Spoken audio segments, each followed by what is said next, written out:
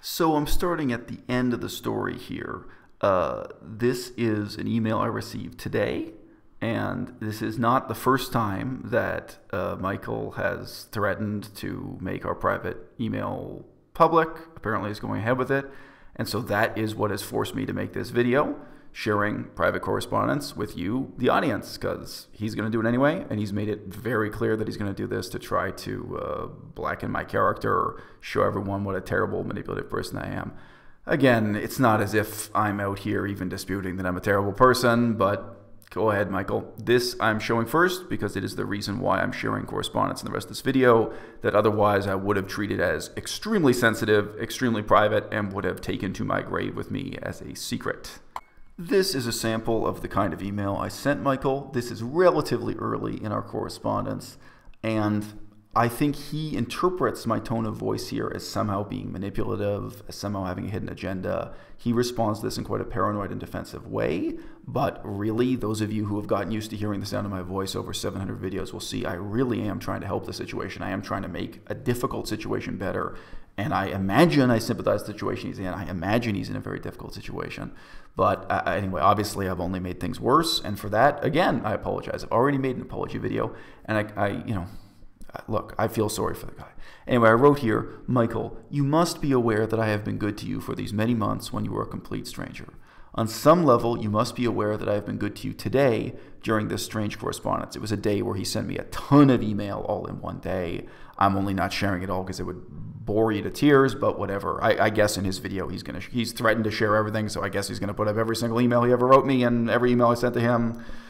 I don't even want to read that stuff again. But anyway, or perhaps you can see it when you calm down and reread it, considering again that I am not a mind reader, and again, I simply believed what Hannah told me. I was not, as you insanely suggest, persuaded by Durianrider. I was persuaded by Hannah herself. I was not, as you insanely suggested, persuaded by Durianrider. I was persuaded by Hannah herself. So in this video, you are going to see what Hannah told me, which again I assumed was totally private correspondence I would take to my grave as a secret. But no, Michael is putting this stuff on the internet, so therefore I have to put it on the internet, which is a very strange position he put me in. I don't know why he did this to me. I don't know why he did it to himself. It's really a very sad day in many ways. I take no joy in it, believe me. But anyway, what's being alluded to here is that indeed a lot of the email I got from Michael really seemed insane to me, where he was saying like as if I was working for Durianrider, as if I was consciously and intentionally supporting Durianrider's position. If you've seen my earlier video, you already have a pretty clear idea of what the underlying issue is here. He was expecting me to read between the lines and to interpret the truth as being the exact opposite of what both he and Hannah had said was the truth, both privately and publicly. I know that you think you have nothing to apologize for in this correspondence. Period. You're wrong. Period. And I know that you think I owe you an apology. You're wrong about that too, for precisely the same reason. All I did was believe what Hannah told me directly and what she stated publicly. That's what anyone should do. I treated Hannah's version as factual, and what you're telling me now instead is that she was lying and that you've been continuing to lie to me, even today actually, but that I should have known telepathically that she was lying, and thus I should have disregarded what she actually said, both publicly and privately. That is unreasonable from my perspective. That is insane. You've spent a lot of time judging others as insane. You seem to think that my videos about Nina and Miranda were insane, perhaps even without seeing them, etc. Yeah, he really had a strong opinion about that, but what he said really didn't resemble what I said in the videos. I was like, well, have you seen the video? It seems like your opinion is not based on actually watching those videos. Anyway, perhaps without even seeing the videos, they actually offer a pretty sophisticated political argument. Like, he didn't seem to be aware of what I was saying in the videos. Perhaps you can reread this correspondence and you can recognize how genuinely insane it must seem to be from my perspective, given the information I had from Hannah's public statements and from our very limited private communication. Basically one Skype telephone call and some email that you're about to see on screen within the next few minutes. No, Michael, I'm not going to stop writing to Hannah. He makes a big deal out of this, that I shouldn't write to Hannah. In fact, Hannah did reply to my emails after he started alleging that she didn't receive any of my email anymore. She kept receiving and kept replying to my email, and I think she's interested in keeping an eye on this situation, probably interested in keeping an eye on her boyfriend. I wrote to her with sincere concern just a few times per year, even though she did not write to me. In the past, both of you recognized my good intentions in this affair. if temporarily you are so upset for some reason that you can't recognize these good intentions and indeed good actions on my part, I can only hope that when you are less upset, you will remember yourselves and you will remember me too for who you know me to be. So this is me really trying to be positive in a tremendously negative situation. I've been put in a what can I do to make it better? It's really terrible. And I want to say he later, I believe it was right after seeing, he got very offended and angry because of my use of the word affair. I said, in the past, both of you recognized my good intentions in this affair. English is his second language, and he took this as an insult, as if the word affair meant that I believed that it, like I believed Harley's version and that it wasn't rape or something. And I said to him, look, no, in the English language, that's not the meaning of the word affair. And I actually quoted the dictionary. It's like, look up affair, in this affair means in this set of circumstances, in this complex situation.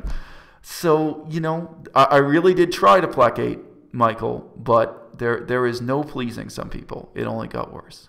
So this was sort of at a middle point in the controversy where I thought it was settled and I wasn't going to have to deal with this from Norvegan anymore. He sent me some emails that did include an apology. He did apologize to me, and I had made this big effort. I mean, again, I am sorry. I feel bad for this guy. I feel bad for the situation he's in, but all I can do is ask him to recognize I'm working with the information I had, including information directly from Hannah, and it's flawed and confusing and internally self-contradictory. And what you're saying to me now is not the same as sometimes what he said to me one email earlier or something. I'm doing the best I can. He made this public statement. This was a series of comments, kind of blackening my character beneath a video from Joe Best. I don't really care about it, but it led me to ask the question. You'll see I asked his girlfriend, Hannah, look, how do you expect me to respond to this? This is just not true that good relations between me and Norvegan fell apart because we had a discussion about Nina and Randa. I was totally willing to discuss Nina and Randa with him. I wrote to him, and also I offered, partly just to calm him down, if you wanted to talk to me on Skype or wanted to talk to me by email, so look, if you want to discuss in those videos, we can. But obviously, the breakdown in communication between us was about the R word. So I'm going to show here on camera briefly without reading it out. This is my writing to Hannah, and I included Norvegan as a recipient also, saying, look, this is ridiculous. And it was after I'd put in a lot of hours. I think this, at one point it mentions how many hours I put in writing to Norvegan. It's a very difficult situation. And believe me, I'm not self-pitying. I don't think I'm the one who suffered terribly. I totally recognize that Norvegan and Hannah must be going through hell in this situation. But, I was just trying to help. What do you want me to do? Again, what I've said about this publicly is based on what Hannah said about this publicly. Most people, when they talk about rape, say believe the victim. Well, in this case, the victim publicly said that there was no rape. How can you possibly expect me to be supportive for a position you yourselves have never publicly taken or never at this point? Hey guys, I've said many times on this channel that sympathy is important. First and foremost, as an analytical tool. Sympathizing with people is not really an end in itself. Sometimes it is, but it's most important when we use sympathy to understand a situation, to understand what motivates the other person, to understand what their options are, what they're going to do next, this kind of thing. My interactions with, also known as Norvegan, have been really depressing, I've got to say. And I've dealt with a lot of, very eccentric characters in veganism. I've received abusive emails from a lot of eccentric characters in veganism, and sadly, Norvegan is one of them. I'm more surprised than anyone else that my relationship with Norvegan took this turn. There was a time when he was just a guy. I didn't even know who he was. I didn't know he was Hannah's boyfriend. He was just some guy writing to me saying that he was putting together a documentary about the Durianrider thing. And he asked me for legal documents, which I provided to him. Again, generally, pretty much everyone who wrote to me asking for legal documents or receipts from the court case, I did provide them. So him, again, he was a complete stranger. He just told me he was, and at that time, he didn't have a YouTube channel. He didn't have one he linked me to. He was just saying he was planning to put together this in-depth documentary. He asked for some legal documents. He asked some specific questions about, in what video on YouTube did you discuss this issue or that issue? And I managed to remember which videos he was looking for and this kind of thing. But I had no connection with him personally. And then later I figured out, okay, so this is actually the same first name, Michael. Michael's a very common first name, who's Hannah's boyfriend. And then, the actual, months later, it took months, his documentary series started coming out. So obviously I didn't bear the guy any ill will. You know, I'm also not particularly a fan of his videos. I've stated, you know, my reasons in the past. I have reservations about his approach in many ways, including his, you know, psychological diagnosis of Durianrider. But in terms of what this video is, unfortunately, you know, this long series of abusive emails I've gotten from Michael, in which I have tried to placate him, I've tried to reassure him, I've tried to address his concerns. It just got worse and worse and worse. And finally, I made this apology video for him. That doesn't satisfy him either. So, you know, last things first, I will put up on screen here the most recent email I got from Michael, where he says, again, he's going to take all of our private correspondence and put it on the internet so that he can show everyone what a terrible person I am. I think that's counterproductive, first and foremost, because I already identify as a terrible person. I tell everyone I'm a terrible person. There's no point in him trying to prove I'm a terrible person. I would have told you that myself. So this email you guys have already seen on screen. You saw it in two halves, and I read it out loud. This is the last email I sent to both Michael and Hannah before the reply I received from Hannah that you're about to see on screen next. So in part, she was replying to this message, and of course, in part, she was replying to all the different issues Michael and I have been talking about in 20 or 50 emails prior to this. I don't know the number. So this is a deeply personal email from Hannah to myself that I wish I didn't have to post on the internet. But again, Michael has now stated repeatedly and definitively that he is going to post all of our private correspondence on the internet, and that he's doing it specifically in order to defame me, in order to show everyone what a terrible person I am, which nobody's debating. So in exactly those circumstances that I have already described, that is why you are now seeing this email. And it is indeed inconsistent with some of the things Michael told me in correspondence, and not with others. It's inconsistent with some of the things publicly and privately said, and not with others, although again, I do sympathize. She writes to me saying, "Hey Eisel, I don't want to talk about this. It's extremely painful. It actually brings her to tears to even write the email." She recalls the Skype call we had in which she did not in any way suggest that there was rape. She says here, "My recollection is that you were under the impression that DR was flat out lying, that there had been any sexual contact of any type, and were advising me that I could just deny it. My response was simply to say that I actually couldn't do that." So, you know, this is approximately correct. When we started the Skype call, to my knowledge, based on her video, I thought that Durianrider was lying that they had any kind of sexual relationship whatsoever, because of the contrast between what Durianrider was saying and what she was saying. And, you know, so she told me via Skype in that call that they did have sex. And there was, again, absolutely, as she says here too in her recollection, there was no discussion of the R word. There was no discussion of rape or rape allegations. She asked, "Is that in line with what you recall too?" What I shared in my video was that he did not take no for an answer and continued to press for more. That is 100% true. I did not suddenly change my mind and give him consent. I chose not to share the full story in my video for a couple of reasons. Firstly, I didn't really know how to explain what had happened. Rape is a big word, which most people think is a case of a stranger jumping out from behind a tree. And I didn't want to use that word as I knew that it would create a storm of controversy that I did not want to be a part of. That was wishful thinking. Secondly, my video was intended to defend you against the specific allegations that DR was making, the main ones being that you were a predator and messaging loads of girls to invite them back to your hotel to ask them for sex. So again, there was no reason for Norvegan to continue bullying me about this issue. There was no reason for Michael to be posting our private correspondence. It's a deeply personal matter, so why not just let it be deeply personal? Beyond that, this is somewhat different from the narrative, which is given even in the emails already shown in this video from Norvegan, in which he's saying that the issue was that Hannah publicly said there was no rape because she was forced to do so in some kind of blackmail-like situation. So there are differences between the different accounts here, what Hannah says here and what Michael says in some of these emails. Nevertheless, a situation in which I'd like to be sympathetic, and I would not like to be playing this role I've now been forced to play, and you will see that. You will see exactly what my attitude is in the reply I write to this email. Anyway, she says, "Michael has been basically my sole support through all this. I've been in an extremely bad way. I've attempted suicide. Please do not share this email with anyone." I agree. I sure do wish I was in a position to not share this email from anyone. I really wish your boyfriend had just been able to have a private conversation with me and leave it at that. But that is the opposite of what he has done. So she says here, "I just want to be forgotten. It has taken me a long time to even come to terms with Michael's unmasking series." I'm supportive of it simply because we cannot let DR's lies become truth for lack of a response. I'm literally counting down the days until the series is finished so we can live our life far away from all this. If you've watched this channel for any length of time, you've heard me say repeatedly that I'm not a nice guy, and I'm not really even interested in learning how to pretend to be a nice guy.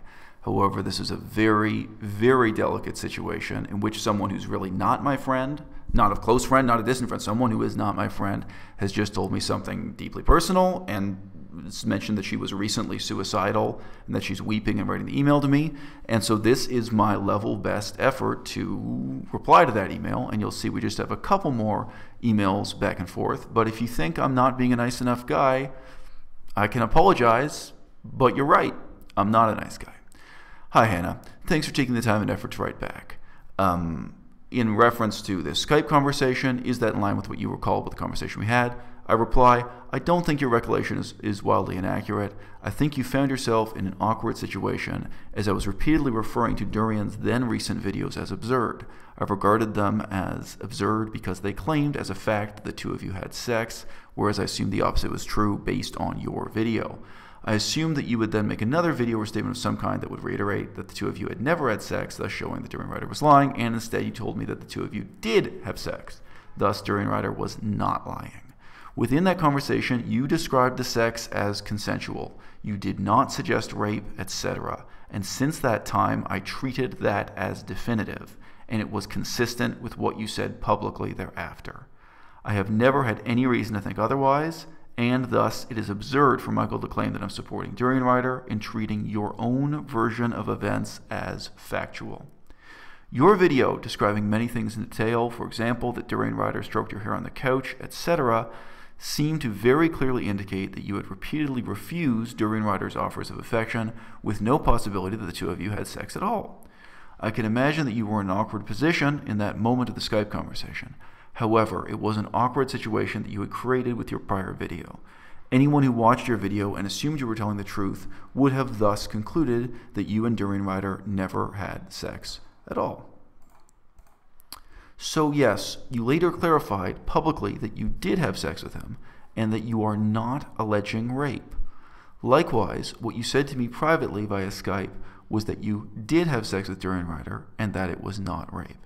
I knew nothing else, and I still know nothing else. I'm not telepathic. So if you're wondering why I say this in this way here, keep in mind, I really do believe that everyone is innocent until they're proven guilty. I really do believe that vegans should not be defaming one another, and at that time there was a lot of defamation around. I don't want to defame Durianrider myself. I do not want to. If someone is not even telling me privately that yes, this was rape, they have these excuses they send me where they say, well, they didn't say it was rape. They also didn't say it wasn't rape and this kind of thing. Look, rape allegations are very serious. I'm not telepathic. I'm not going to read between the lines. I'm not, filling in the blanks here. This is what you've told me. That's what I knew then, and this is still what I know now. Okay? I believe what you tell me, but this is what you've told me. Okay? Regarding, I really don't want to talk about this. Okay. Don't talk about it. I won't ask. That's it. We don't ever need to talk about this again. It has been extremely painful. It brings her to tears to write this message. I reply by saying, I'm sorry to hear that. Durianrider hurt a lot of people. You were one of the people who stood up to him to try to stop him. So was I. And as I've said to Michael repeatedly, we won. You may not realize it now, and you may not realize it for years to come, but you won. His YouTube presence is discredited and destroyed. His festival is canceled. The vast majority of people who supported him in the past now realize the extent to which he lies, etc. Outcomes matter. Winning matters. In terms of actually preventing Durianrider from harming other people in future, these things matter.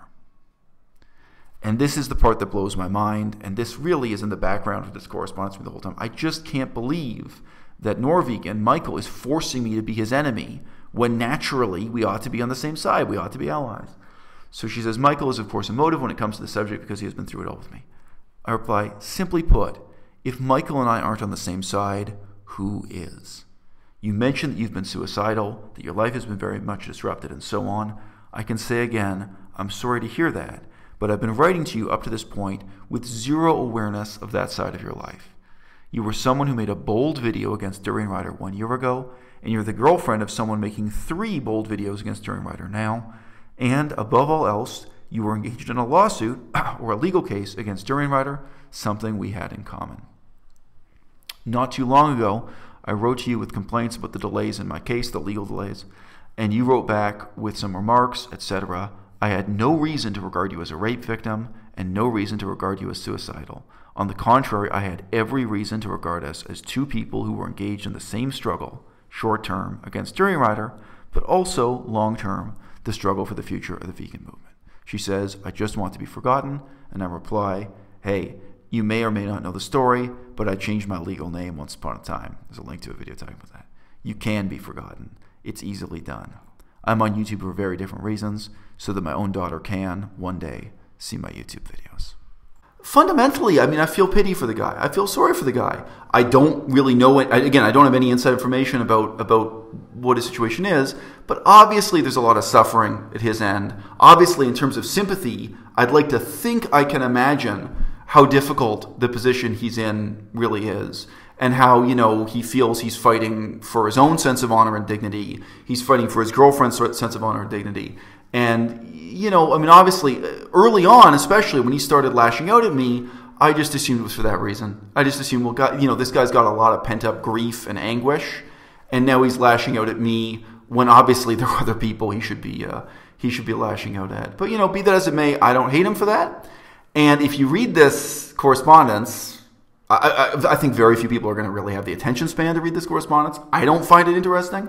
I think if you read it with any sense of who I am, if you're someone who's watched my channel for a while, you will realize that on the one hand, I'm being skeptical and reticent because this guy has sent me really conflicting and self-contradictory information, internally self-contradictory. What he said to me and what Hannah has said to me is self-contradictory. It is. And secondly, you know, I'm just trying to help. Like, I'm just talking to this guy saying, okay, well, what do you want me to do? Like, how can I help? Because basically he turned on me at a point where I mentioned this in the earlier video. At one point he just started saying to me that I was supporting Durianrider's story, Durianrider's version of events, and not Hannah's version. And I was shocked. I was like, how can this possibly be true? What do you mean? And then I kind of read through what he said very carefully at that turning point and went back and kind of looked at my video and looked at his videos. And I said, okay, so what you mean must be that even though you've stated publicly it's not about rape, even though Hannah has stated publicly it's not about rape, even though I had one Skype conversation with Hannah in which there was absolutely no suggestion whatsoever that rape was any consideration or factor in this, that the R word came into that. Rape was not a factor. Although sex was, you know, the word sex was used and the word rape wasn't. You know, I put the pieces together from what he says. So it must be that what you're insinuating here is that I'm not supporting your version of the story because I'm not reading between the lines that what you really mean is that there was rape, even though you've explicitly said publicly that there was no rape, and you've said to me in private communication, email, and this one Skype conversation that there was, you know, there was no rape. Here's the reply from Hannah Chloe. You will just note that I have highlighted in yellow there her confirmation that yes, she did publicly say that there was no rape. Quote, hi Isel, thanks for your reply. I'd like to address a couple of points you made. Quote, you described the sex as consensual. She replies, I'm certain I never described what happened in any detail, and as I said in my previous email, the issue of consent was never addressed. Well, look, rape allegations are very, very serious. Obviously, she doesn't have to discuss it with me. I'm not really asking for her to discuss it with me in any detail or what have you. But it's not really a defensible position to say that it's neither rape nor consensual. She replies, that is not true. I have only made one statement publicly since my video. That statement said I had not accused him of rape because he hadn't raped me. That is a very important statement. And again, someone like Norvegan, someone like Michael, has to consider seriously the position that puts me in. That's her public position on the issue, which is not the same thing as saying that I had sex with him. I realize that it is just semantics, but this is of particular importance to me. I would never equate what happened with him as being, as he likes to repeat, adult consensual sex. Well, you said it's not rape, so that was the position I was put in, and anyone following the story from the other side was put in. Yes, I am an adult, but no, it was not consensual. DR relies on the fact that I am confused, scared, and ashamed of describing what happened.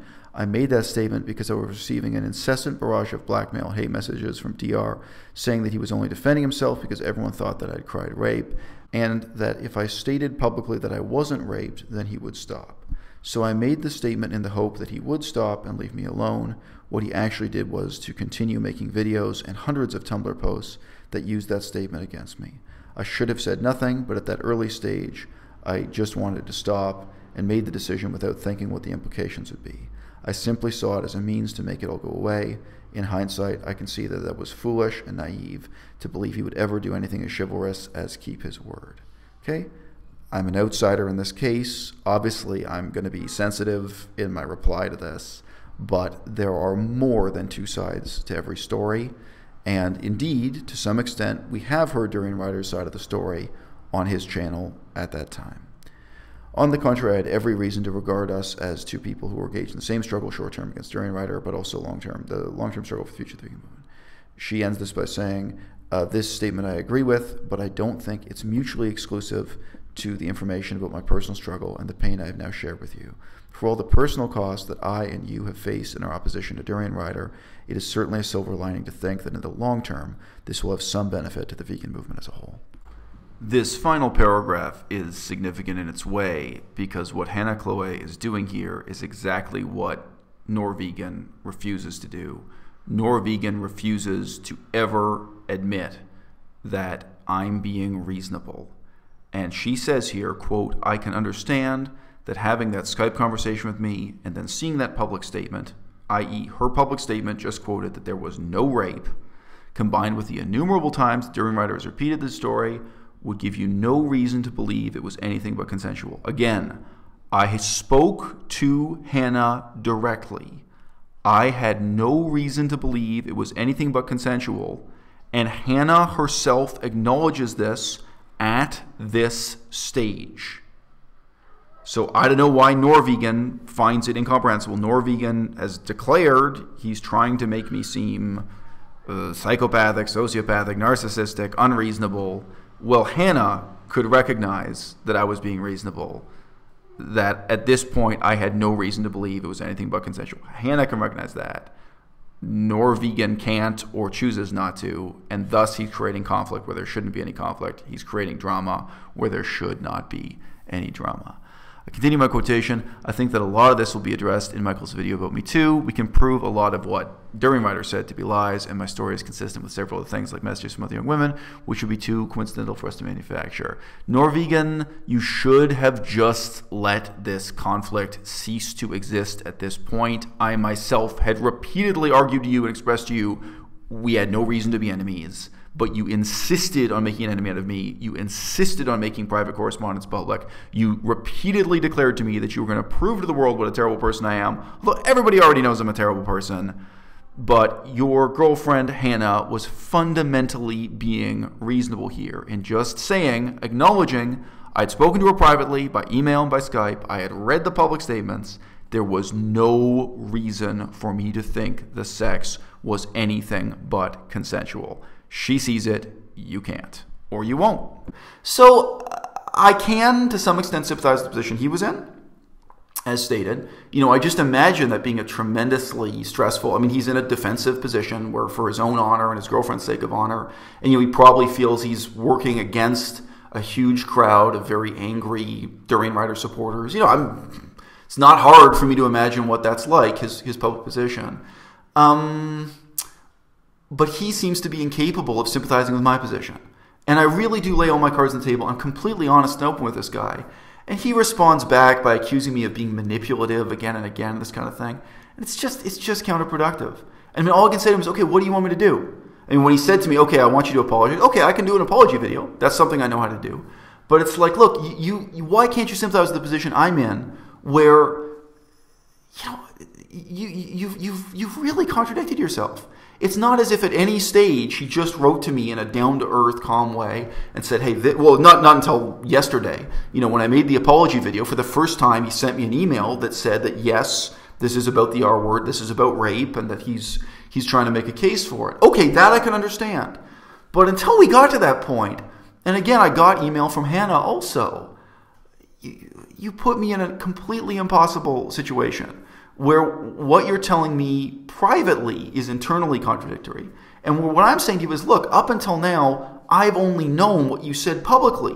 Why can't you recognize that what you said publicly repeatedly was denying that there was any rape, denying there's anything to do with rape? So I'm not going to read out every word of this email. I'm just going to show you a series of screenshots. This is my reply at this stage to Hannah. And what's being alluded to here, I'm not showing you all the email I received from Michael at this time. As this says on page 1, hi Hannah, my girlfriend and I sat down and rewatched the main video, perhaps the only video ever made addressed to you in your situation, the one titled On Hannah Chloe's Situation, Sex Itself. I would say again that Michael's messages to me yesterday were simply insane. So that's the side of this correspondence you're not seeing here. And I stand by that. Those messages were so deranged that Michael really convinced me that he is a dangerous person, that he is a person with serious psychological problems. Anyway, so this is the only video that Michael was offended by, because it's the only video I did on this topic. And I say here, highlighted, there is absolutely nothing in this video that supports Durianrider, and nothing that suggests I've been brainwashed by Durianrider, nor even that Durianrider was a source of information for me. So that is, again, that's what Michael got into. I mean, I guess he was, again, I don't know if he was temporarily going crazy or to what extent this is permanent, but that's what Norvegan was writing to me saying. He was writing to me saying that my earlier video shows that I was brainwashed by Durianrider, that I was supporting Durianrider's version of events, in contrast to Hannah's version of events. I think I've made it very clear now that's not true. And again, even Hannah, in the email I just quoted you, Hannah could see that what I was saying was reasonable, given both what she said publicly and even what she said to me privately in email and Skype conversations up to that point. So guys, you can hit pause here. I'm trying to be reasonable, but it was exhausting. It took a lot of time and emotional energy to deal with these, frankly, really abusive and horrible emails I was getting from Norvegan. And none of them ever seem willing to recognize that I was involved in this in the limited way I was, just with good intentions. So, and again, credit to Hannah. Hannah did recognize that, and I thank her for that. But this email reply to Hannah shows the fact that I had gotten exasperated. I had heard enough of Michael writing to me and telling me that I'm a narcissist, which he now claims, that I'm some kind of psychopath, that I have no sympathy, that I'm a terrible person, and that I was brainwashed by Durianrider, and so that I was supporting Durianrider in videos I made that were obviously on the contrary, supporting Hannah and sympathetic to Hannah's position as much as I knew it. And obviously I was part of an ongoing court case against Durianrider, as well as, speaking what I thought was the truth about what was wrong and bad in his message.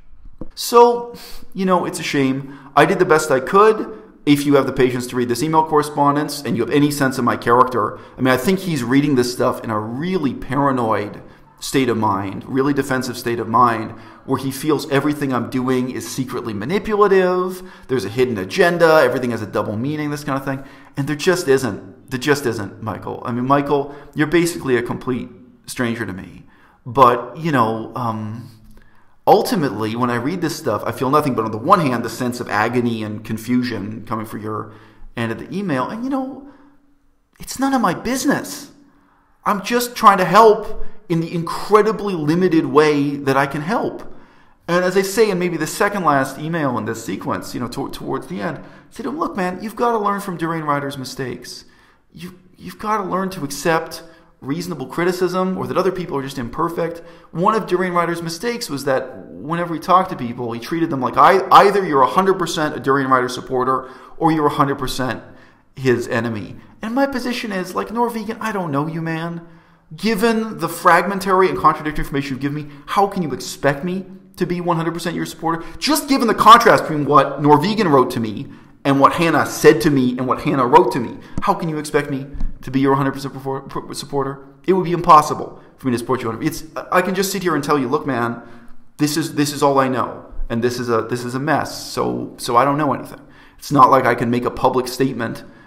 It's not like I can make a public statement supporting you when this is all I know. And he wasn't asking me. I mean, he wasn't asking me to make a public statement. This was purely private correspondence until now, when he says again, not for the first time, he's going to take all this private correspondence, and he's going to post on the internet. Okay, well, if that's how it's got to be, man, if that's the decision you've made, that's how it's got to be. So this now is finally the denouement to this video and the explanation for why this video had to be made at all. Obviously, I have not displayed every single piece of email from him to me or from me to him. I don't even know how many there are, but I do feel this has been a concise encapsulation of more than anyone could possibly need to know. And as you're about to see, my reason for doing it is basically because Michael has forced me to. So Michael wrote to me saying, "Hi, I was told you're now calling me a liar publicly. Can you give me the specifics, as I'd like to defend myself against these accusations?" Now, he's creating conflict out of nothing already at this stage. If he wanted to write to me and say, "Hey, I wanted to reassure you I was only trolling in that video. This issue's already been covered in my apology video, like what the underlying situation is here." He could have just written to me saying, "Hey, look, I know you called me a liar, but from my perspective, I wasn't lying. I was only trolling," which is pretty close. He was making intentionally false and misleading statements, but he considers it not lying. Okay, I mean, I can respect that. It's a difference of opinion, but okay. He claims that video I was referring to as being misleading. He claims it was trolling. To me, I said, well, maybe he's lying, maybe he was misled or confused. I said a few things along those lines, but there is no reason for us to be in conflict with each other, and he's not resolving the conflict here. He's only working to escalate it. I write back saying, "I haven't accused you of anything. You have nothing to defend yourself against," which I think is quite a reasonable statement. I mean, I mentioned in passing, well, I don't know, maybe he just didn't understand what happened at YouTube. Maybe he was lying. I don't know. But there's really no reason for him to defend himself. It's ridiculous. Have a good time in Hawaii. I hope you'll make a video on the history of the genocide there, or at least a video reflecting on how close to extinction the indigenous language is. Related article, Real People Do Real Things. And guys, that's in character for me. That's who I am. I care a lot about indigenous languages and language extinction. Anyone who has email with me knows I bring that up at all kinds of points. But look, I gave him an out there. And on the other hand, again, if he actually wanted to resolve the underlying issue, he could write back saying that he was trolling or apologizing for misleading the public in that video he made, but nothing of the kind.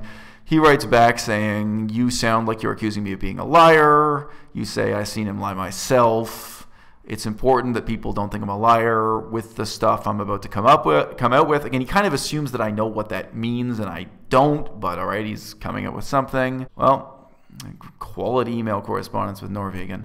"Michael, you're trying to create conflict with me again where there's no reasonable basis for conflict. This is not the first time." But he can't just let it rest. He writes back saying, "Eisel, you called me a liar publicly. I want to respond to your accusation. You did this. Now be a man. Give me the specifics so I can shut you down. I will not tolerate being called a liar by you."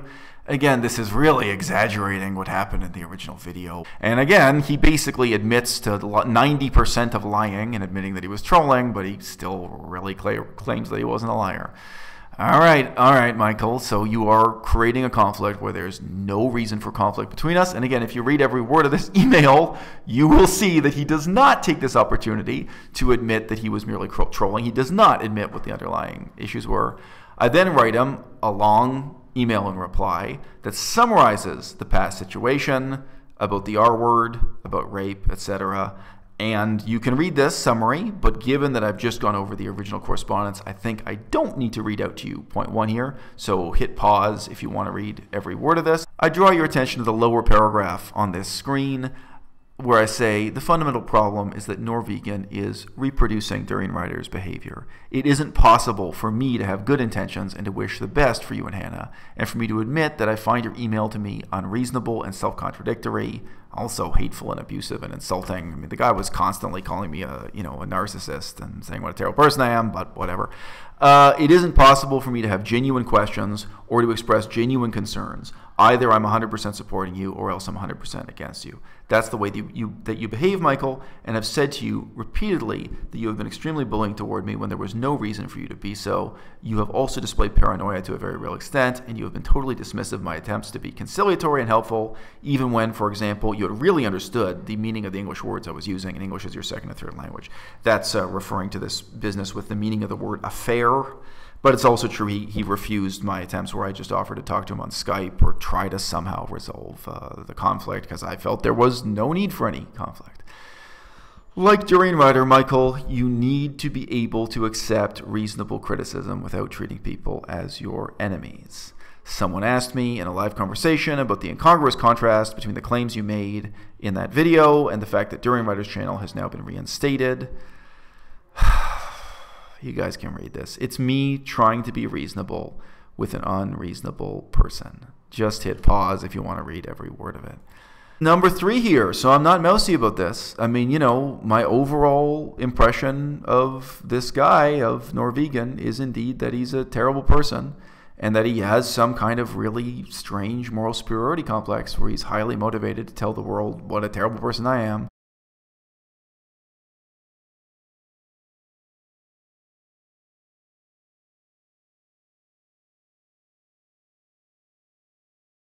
I close this by saying, unlike yourself, Michael, Durianrider really was trying to save the world. You're just trying to hurt people. What are you trying to do right now? You're trying to hurt me. You're not interested in the future of the vegan movement.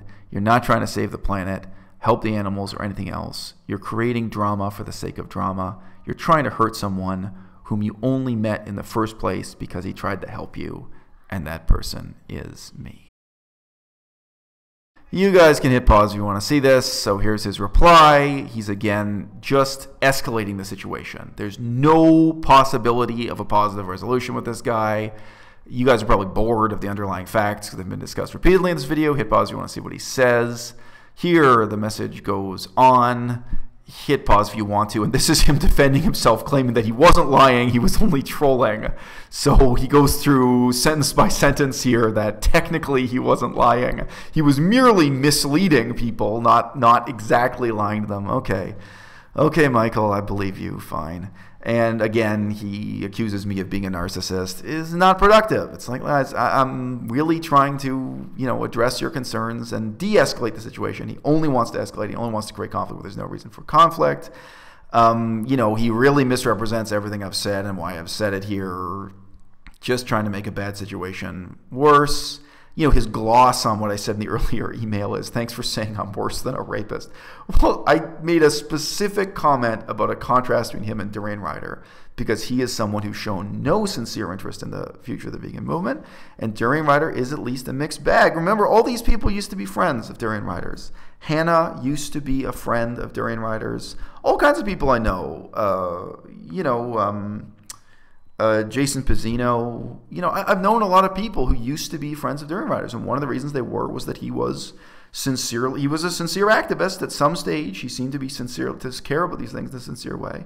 And I made a very specific statement to you, Michael, that if I got to deal with you and I got to deal with Durianrider, I'd rather deal with Durianrider because at least some little part of him is sincerely concerned about the future of the vegan movement. And Michael, I've been dealing with you for so many hours now, and by your own account, you're not. You're just trying to hurt people. And now it looks like you got bored of trying to hurt Durianrider and you're trying to hurt me with so little reason and with so little possible positive outcome.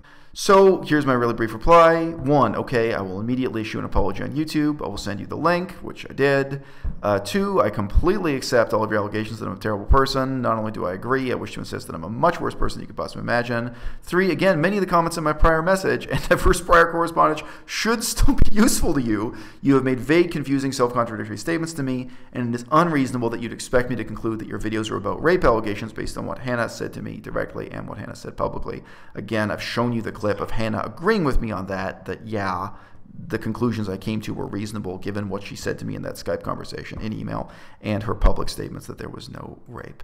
And here he is. This, I think, we've finally gotten back to the beginning. I put this image up at the start. This is why the video exists. Here he is stating his final resolution that no, my attempt to make an apology video is wasted.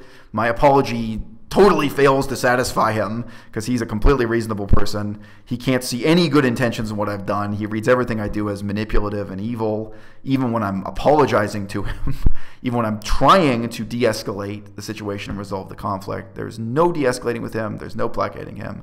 You can pause this and read it. You may have seen it before in this video, but that is the last I will ever hear from Norvegan.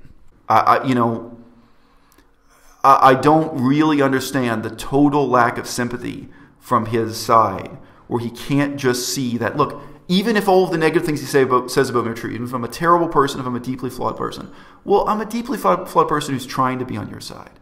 Even if you think I've made the terrible mistake of supporting Durianrider's version of events, you know that's not intentional. You know I'm not out here trying to support Durianrider. So if you're not going to have the time and detachment and care to sit down and talk me through this or something, if you're not going to come clean with me, if I can't negotiate with you, if I can't work with you, you basically make it impossible for me to support you. And then again, he sees it the same way Durianrider does. He reacts as if either you're 100% his supporter or is 100%, or you're 100% his enemy. So that's a goddamn shame. Norvegan, the only time we ever talked about it, you said to me that you have no interest in being a vegan activist or the future of the movement, and I take you at your word. Fundamentally, I don't really want to write to you or talk to you just for that reason. When I look at people I meet on the internet, the basic question I ask myself is this someone I can cooperate with to make something positive happen in veganism as a political movement in the next 5 years? And when I asked you that, Michael, when I asked you that, Norvegan, your answer was no. You had absolutely no interest in doing anything positive. And, I don't hate you for that, but fundamentally that means we just have no reason to talk to each other. We have no reason to be involved in each other's business. Hey, what's up, everyone? Today I want to talk about there are 3 different types of people, of what people talk about. And number 1, let's start at the bottom. Number 1, there's people that talk about gossip, right? They talk about other people. They're just gossip queens. So all they do is talk about other people. That's basically what their life is based on, is they have nothing else better to talk about than other people. Just gossip queens. Then you have people that just talk about things, cars, motorcycles, just useless things. That's, their main conversation piece is things. Now, number 3, and this is the category I put myself in, is people that talk about ideas. Their brain is constantly working on new concepts, possibly new business ideas, ways to make money. We're talking about new things. You follow me? So we got the gossipers, people that talk about things, and gossipers basically is, where let's say you're with a buddy and you're out to lunch, you're like, hey bro, dude, I got this fucking incredible business idea. Oh my God. So what I'm going to do is, you start telling business idea, and he's like, oh dude, check out on Facebook. Look what so-and-so is doing on Facebook. And you're like, that's what your life consists of, talking about fucking Facebook? I mean, that's an example of a gossiper. Now, so these 3 types of people: gossip, people that talk about things, and people that talk about ideas. À-bas-le-ciel.